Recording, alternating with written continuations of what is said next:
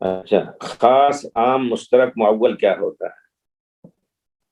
الخاص لا يحتاج الى البیان، عام جو ہے وہ عام افراد کو مشتمل ہوتا ہے. اب واضح طور پر سمجھیے، جیسے ہے یا ایھا الذین آمنوا اذا طلقتم النساء، یا ایھا النبی اذا طلقتم النساء، یا ایھا الذین آمنوا قوا انفسکم وعلیکم نارا، اے مومنو اپنے کو اور اپنے بچوں کو جان کی آگ سے بچاؤ. یا ایھا النبی لم تحرم ما احل اللہ لک، یہ خاص خطاب ہے پیارے رسول کا، عام خطاب خاص خطاب. لیکن عام خطاب پیارے رسول کو ہو سکتا ہے نہ ہو وہ کسی مسئلے میں پیارے رسول کے ساتھ کوئی اور حکم ہو، لیکن خاص خطاب پیارے رسول کا ہر شخص کے لیے عام ہے. یہ سب مسائل ہیں. تو جیسے آپ کہیں کہ سب لوگ، یہ مجلس ہے، میں چاہتا ہوں سب لوگ نکل جائیں، فلاں گھر میں فلاں ہمارے ساتھ تھوڑا سا بیٹھ جائے، تو خاص حکم ہو گیا. اسی طرح آپ کہیں سب لوگ بیٹھو تو سب کے لیے یہ حکم ہو گیا. معول اور مشترک، مشترک کا لفظ کہتے ہیں ایک لفظ عربی میں ہے جیسے عین کا لفظ ہے، ایک لفظ جس کے کئی معنی ہوں. مشترک اور مترادف، مترادف کا معنی ایک ہی معنی کے کئی لفظ ہوتے ہیں، معنی ایک ہے لیکن اس کے لیے آپ کئی لفظ استعمال کر سکتے ہیں. اور مشترک ایک لفظ ہے، اس کے کئی معنی ہوتے ہیں. مثال میں دیتے ہیں عین، عین کا لفظ عین جاریہ، ایک تو چشمہ ہوتا ہے مراد، اور عین کے معنی آنکھ، باصرہ. عین کے معنی رقبہ بھی ہے، سبحان اللہ، عین کے معنی ذات بھی ہے. تو یہ سب مشترک لفظ اس طرح کے معنی میں ہیں. بہرحال آپ اصول فقہ کی کوئی کتاب ہلکی سی اٹھا لیجئے، اس میں سب آپ کو ملے گا. معول، تأویل.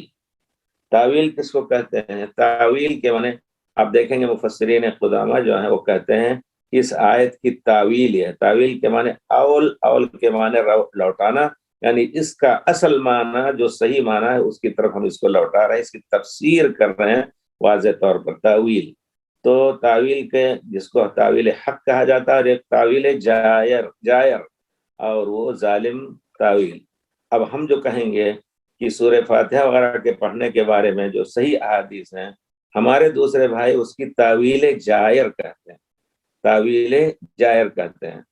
اور حدیث میں آیا ہے اذا قرئ القرآن فاستمعوا له وانصتوا، قرآن پڑھا جائے، آیت میں ہے قرآن پڑھا جائے تو چپ رہو.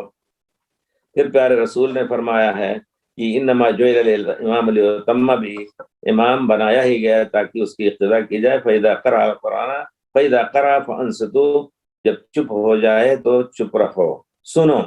یہ ایک لفظ ہے.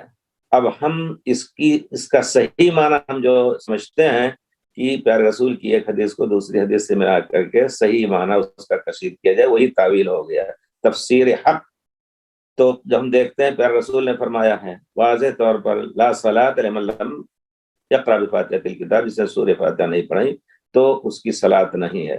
اس کی تفسیر صحابہ کے زمانے میں بھی یہی ہے. جو راوی حدیث ہیں وہ کہتے ہیں، ان سے پوچھا گیا کہ ہم امام کے پیچھے کبھی ہوتے ہیں تو کیا کریں؟ اقرأ بہا فی نفسک یا فارسی، اے فارسی تم اپنے دل میں اس کو پڑھو ان کے ساتھ. تو یہ ہے معنی اس کا، دل میں پڑھتے جاؤ ان کے ساتھ. الحمدللہ انہوں نے کہا آپ بھی چپکے سے، فی نفسک کا معنی دل نہیں ہے لیکن ایک زبان سے بھی اس کو ادا کرتے جاؤ انشاءاللہ. تو یہ تفسیر ہوئی حق انشاءاللہ. اور جو لوگ کہتے ہیں کہ نہیں سورہ فاتحہ کا پڑھنا بالکل واجب نہیں ہے، جائز ہی نہیں ہے، ہمارے امام نے اس کو قبول نہیں کیا، تو الگ ان کی تعویل جائر ہو گئی. تو تعویل کہتے ہیں صحیح معنی بیان کرنا کسی چیز کا. اور بہت سی چیزیں ہیں. اس وقت کورونا ہے، کورونا کے اندر پیارے رسول نے فرمایا ہے کہ دیکھو طاعون یا کوئی سے چھوت کی بیماری جس سے جو سبب بن سکتی ہے، اگر وہ کہیں پھیلی ہوئی ہے اور تم باہر ہو تو وہاں نہ جاؤ. اتنی بات تو واضح ہے، آپ جانتے ہیں، اتنی بات واضح ہے.